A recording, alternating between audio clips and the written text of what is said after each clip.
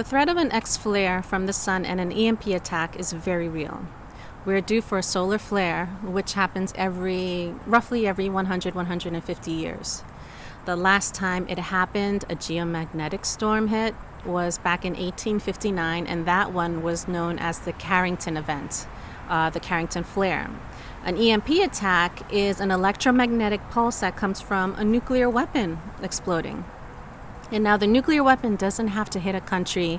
All it would have to do is just be aimed towards the sky, be aimed towards the Earth's atmosphere, and just explode. And that would set off an EMP. An X flare and an EMP attack would wipe out an entire power grid and would set people back hundreds and hundreds of years. Many industrialized cities in the US and Europe and others globally are unprotected and the most vulnerable. A study showed that if there was an EMP attack or a solar flare, it could wipe out 80% of power for at least 5 years. And if that happens, there would be no food distribution, there would be no medicine, there would be no transportation grids working, and no water. The power grids would be cooked. The power grids would be fried. Cell phones won't be working, along with TVs, fridges, stoves. Electric cars won't work. There'll be no lights. Gas pumps won't work. And forget about ATMs, because access to the money held by the banks it'll just be gone. Even if you had cash on you, who would take it? What would be its worth? What would be its value if there'll be no electricity for years? Electric cars basically made in the last 10 years won't work. They will stop and block the roads, making transportation impossible for other people. Food will start to decay in fridges. People will eventually run out of their medicine. And medicine is usually given in 30 days, like 30-day refills. Dialysis won't be available. And water uses electricity to push it out and to sanitize it. Also, there are people on psychotic medicine who need them. 90% of humans will die. 90%. And that means that in America, that's 295 million people will lose their lives. And this will come from starvation, this will come from disease, this will come from not having water, no medicine, and also from people attacking each other. Nuclear power plants need to stay at a certain temperature. However, if the power grid is wiped out, there'll be no machines to keep the nuclear power plants cool, to keep their temperatures under control. It would be a nuclear disaster, and radiation would start to seep out, spread out.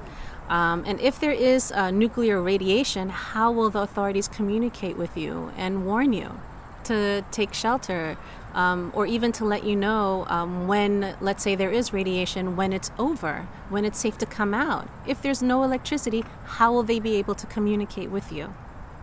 China, Russia, Israel have already protected their grids.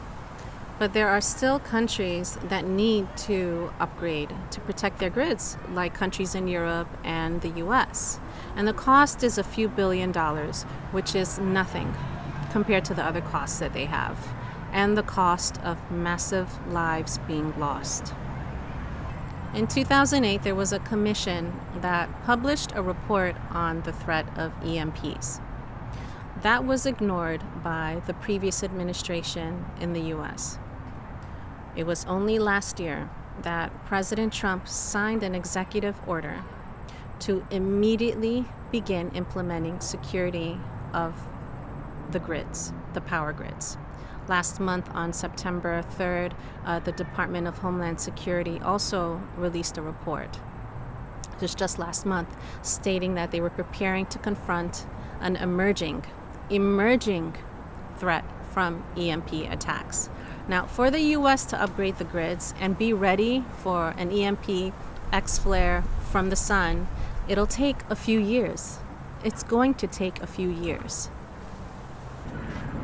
You want to make sure that you've done your best to prepare and to protect your electronics. A good way to prepare, and that'll help, is to have Faraday bags, and they come in different sizes. Also Faraday cages, and you can put your electronics inside, like computers or cell phones. And when a strike happens, an EMP attack, they won't get harmed.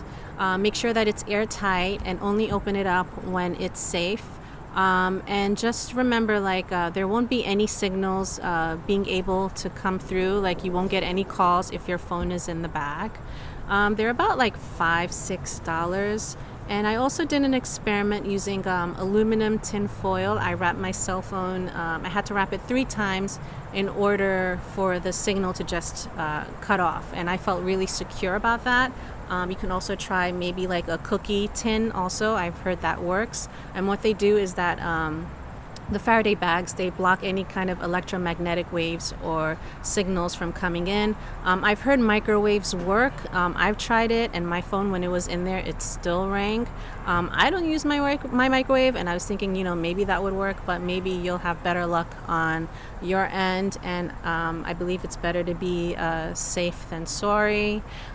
What you can put in your Faraday bags are cell phones, tablets, laptops, GPS, medical devices, power tools, ham radios, HAM radios, battery chargers, lamps, AM, FM, portable radios. I have that too. Flashlights.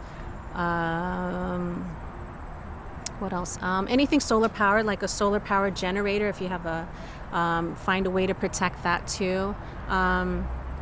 So anything that you can think of, maybe also a magnetic compass. I feel like that would also help. Anything with a chip, anything electrical that you have with a chip that you think that would be of value to you, would definitely protect it. It's easier to survive in a community than doing it alone. Get other like-minded people and prepare a plan. A strong community may be the determining factor on how well you survive and come out of this. And it would also help to have people with different talents, skills, and experiences working together. And this is really about getting ready, not about getting scared. This is about preparation. It will happen. It's just a matter of when.